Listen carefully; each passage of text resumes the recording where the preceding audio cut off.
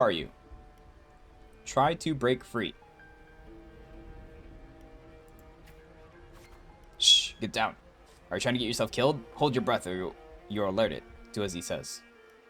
Struggle.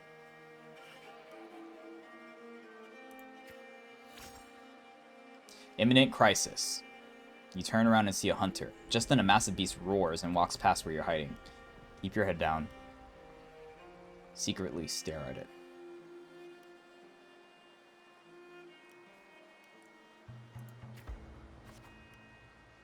After the beast lies, you apologize to the next day, the beast did not notice you. I kind of wanted to look at it. Going by the clothes, you're a Septimon gladiator, eh? Huh, I used to be just like you. Lost the big match, got tossed out by the nobles, and ended up like this. We're nothing but their playthings. The skills honed for battle are nearly tools for survival. Septimon has abandoned the strength it desperately needs. You pity such reality. Ask Hunter what you should do. Only a madman would go after a lion. I know what I'm doing. I have my reasons. His words are rough, but he eventually tells you everything he knows. You bid the hunter farewell and make preparations for the hunt. To gain more knowledge about your prey, you choose to silently observe the lion beast for the following days. After a few days, you've managed to get a grasp. You've managed to grasp an overall behavior pattern of the lion. Thus, you march forward the deep cave. Deep within the cave's dark embrace, you tread softly. Then, a sudden dread freezes in your steps. Between the flickering torch flames, a monstrous shape appears. The lion beast. Fire from the nether dances amid its golden mane, while its claws, like scythes, tear wounds in the earth.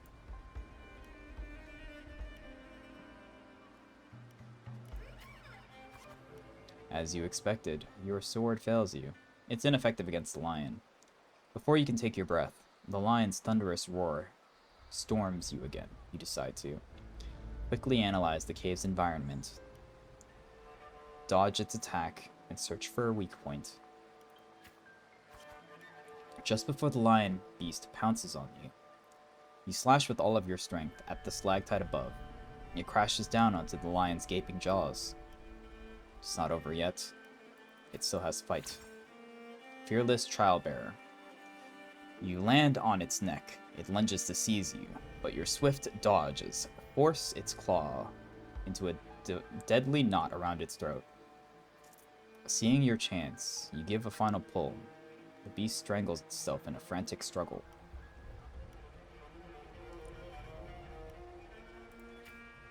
Finally, the trial seemed to ended. The trial has ended, and you drag your exhausted body towards a stream. Clear water cascades down into the mountain valley, and the dense forest slumbers quietly into nature's cradle. In nature's cradle. Continue. You rinse your blood-stained hands in the water. The clear stream slowly turns red.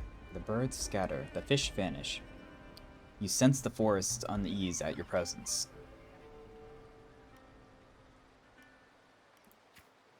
Are they afraid of me? The critters panic. Plunges you into reflection for the first time. You realize the power you can instill. You realize that power can instill fear. You desire more power. With no time to rest, you approach the nobleman again. He imposes the second trial upon you. I know full well the next one won't be easy. What is it this time? Killing a mad beast is hardly an achievement. I'm sure you're aware, girl, that all of the warriors of 𝓶𝓾𝓼𝓲𝓬 have 2 lives. Kato seemed to mention this before. One by their parents, and the other by their sword. You may consider the sword in a gladiator's hand as their life in the arena. I'm trying to forcibly, not... Because I read super fast, so I've read the entire sentence as it comes up. I'm trying not to, basically read the start and then like jump all the way toward the end. It's kind of tough. So I have to like forcibly like control my words for a minute when I'm reading. For your second trial, ellipses, bring me 100 lives. Yes, prove to me that you are worthy of standing in the arena. Calmly accept. Turn with disgust as you wave to accept.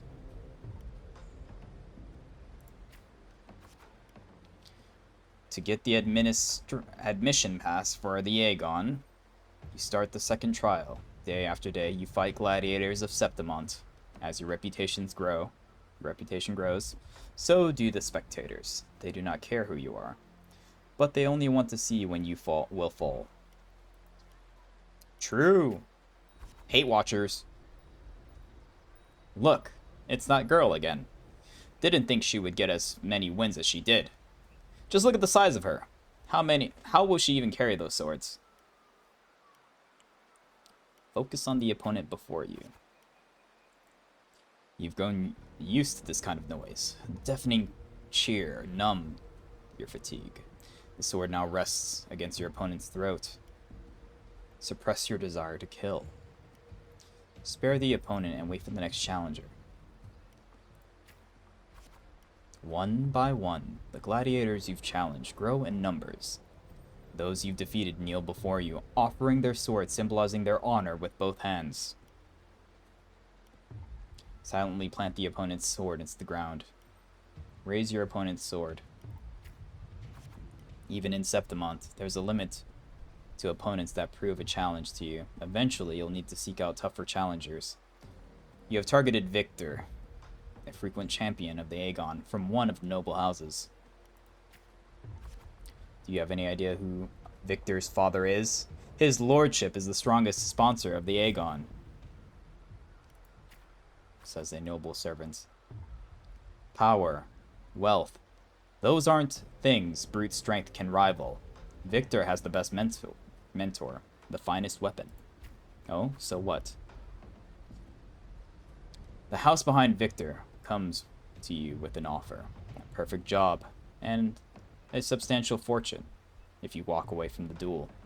Take the offer. Rip the contract. Justice and the sword. Rip up the contract. You reject the bribe without a second thought. Humiliated, the nobles spits curses in your face. My bad. Indigestion still. Respond calmly. Nice, we hit. You're ignorant. You ignorant country peasant. Why did bro say that like a slur? Hello? Can you relax, man?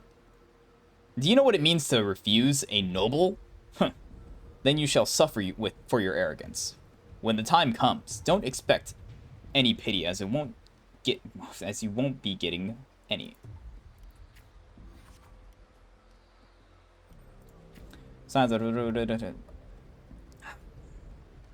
Let's go. There's no point in talking sense to an ignorant fool. Then again, I'd appreciate it if you don't waste too much of my time in the arena. Almost died on Wolf Dude. Did you beat him? They throw a bag of credits as a way to humiliate you, following up with sarcasm and mocking gestures. They attempt to overwhelm you with their pride. You feel nothing. Retaliate with the same insults. The day arrives. Victor accepts your challenge with his honor of nobility at stake. As the stake. You remember well the haughty look he wore, but a few days prior. I'm gonna turn my build into one-way DPS, but it seems not fun though. Well, 𝓗𝓷𝓬, you know what's not fun? Not dying. As long as you're not dying, you're winning. You didn't die.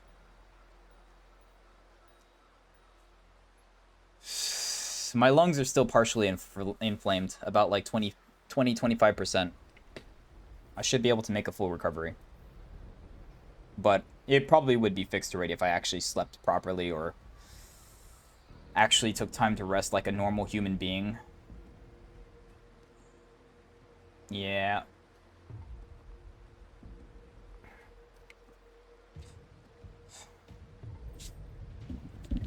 But the nobles wield only words, not swords. Victor knows nothing about swordsmanship. You easily defeat the weak, incompetent scion and casually lift his pretty helmet with the tip of your sword. Approach the noble seats. Stare at the nobles with content. I have won, and I achieved it without wasting your time. Do you see? Your gilded lies shatter before real strength. Step on Victor's helmet. Toss the helmet back to Victor. The crowd erupts in cheer and applause. The nobles, unable to deny your triumph, lower their heads.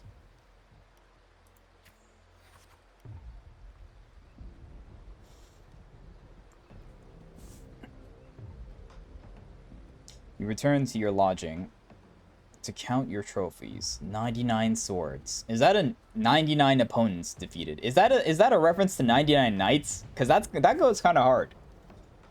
In WUWA, they make a lot of references. 99 Nights is one of my favorite genres, so that's pretty neat.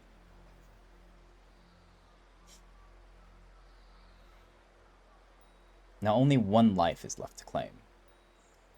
Most gladiators have long feared your reputation and do not challenge you, except one. Adriel, the rising star of the underground arena. Unlike you, he was born with a powerful forte. He is undoubtedly the king of the arena.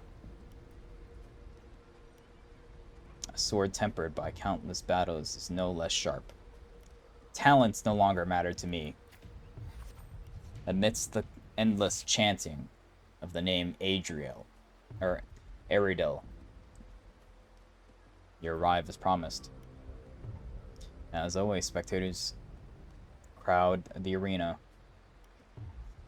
Even the old school noble is present this time. Your opponent's towering physique dwarfs yours. His crushing presence brings to mind the fearsome lion beast. After several exchanges, you notice something unusual. The floor is too slippery to gain a foothold, and Aridel's armor is unusually heavy. You're all too familiar with the noble's despicable tricks. Keep calm. Anger brews within you.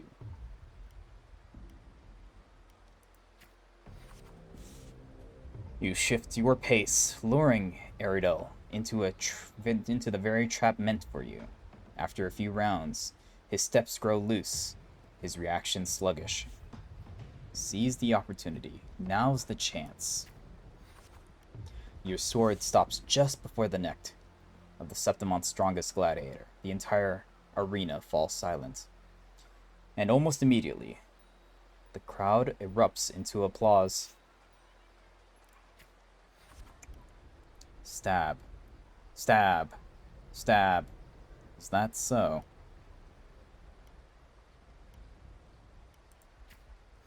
Kill. Kill. Kill. Right here? Now?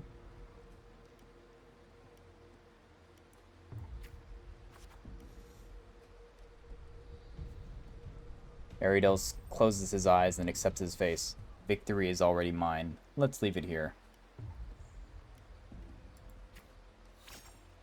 In front of everyone's watchful eye.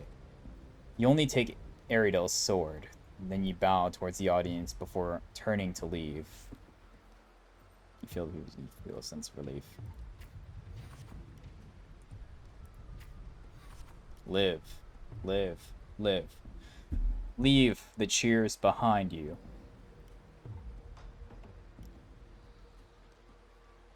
Look back at the crowd and wave. The next day, you arrive before the old school nobles with 100 lives. Aridel is merely made of Septimonian flesh. Above him stands a far greater force. I mean, we're already maxed out, so fuck it. Let's juice it up. Power beyond any Septimonian. I'm ready for my third trial. Your third trial is to earn the blessing of